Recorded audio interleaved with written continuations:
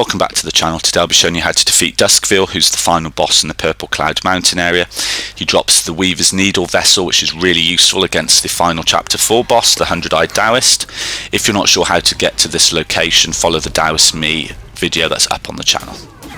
So without fail, he does that big jumping attack at the start of the fight, so that's a good opportunity to use your spirit attack when he's on the floor. You'll notice at the start of the fight that he had some missing health. Because I didn't defeat the Scorpion Lord, he helps you out at the start of the fight, and then they battle it out, and then you can enter the second phase quite easily. But if you don't one-shot the boss when you come back for the second run, he'll start with some missing health, and then you have to do the first phase again. So for the first phase, I'm not going to use any of my spells. I'm going to wait for the second phase, which is much more difficult. I'm going to build up my focus, and we see it fully charged up here. And I've got the smash stance fully maxed out, and we time the heavy really well there. It's very easy to miss the heavies, so after a few attempts against him, you start to know the openings. When he lunges back here, he's going to charge at you 4 times. He does charge at you deceptively quickly, so you want to watch out for that. So that's 2 charges, 3. And on the 4th one, he'll fall on the floor, and that's a good opportunity to use your heavy. So ideally, you'd have full focus charged up here. You could do a really good heavy, but sadly, we only had 2 points there. So he does these quite deliberate big stomps, which are quite easy to dodge. And also, he smashes his head, which is more difficult to dodge, but eventually get used to the timings.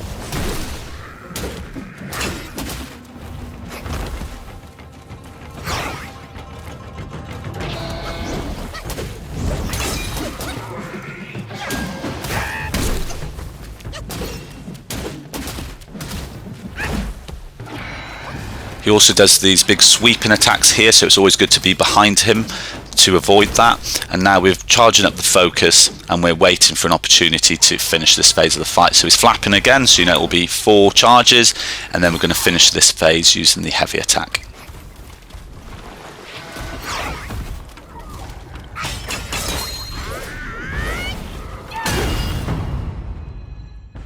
So this is where the real fun begins, the start of the second phase. So he always does these 2 swipe attacks at the start and this big lunge, and that's a good opportunity to use the immobilize and then use the spirit attack or charged up heavy if you have it available. So he does this spinning attack, which is very difficult to dodge. We get a bit lucky here, but when he lands, he stays there for a while. So again, that's a good opportunity to use a heavy or a spirit attack.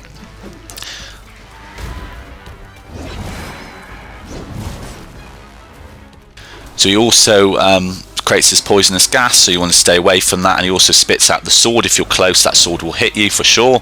And then he does these 3 swipes, and then he's going to then start this long-ranged attack, so he sends all these projectiles at you, so dodge these the best you can, and then you know all of these are going to come from the sky now. So when you do these perfect dodges, you just get closer, and then when he lands, that's a good opportunity to use an attack, so we use the big heavy here.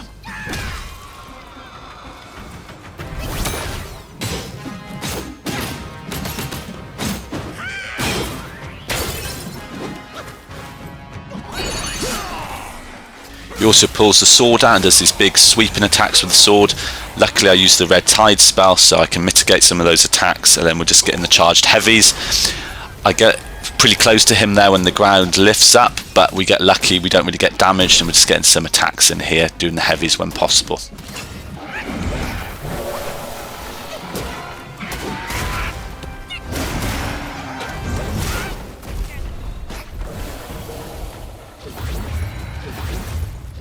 So after the poisonous gas, you know he's going to spit out the sword. He'll then have these 3 long-range swipe attacks, and then he could lunge at you or fire some projectiles, it varies.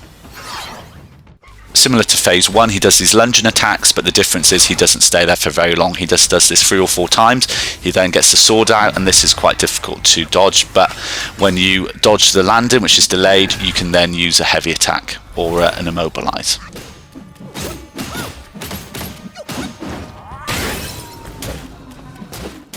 So the key points to this fight, it is a difficult fight. He does have a lot of health. It is frustrating that there are 2 phases, so it is a long fight. But if you don't use your spells in the first phase, you can use them in the second phase.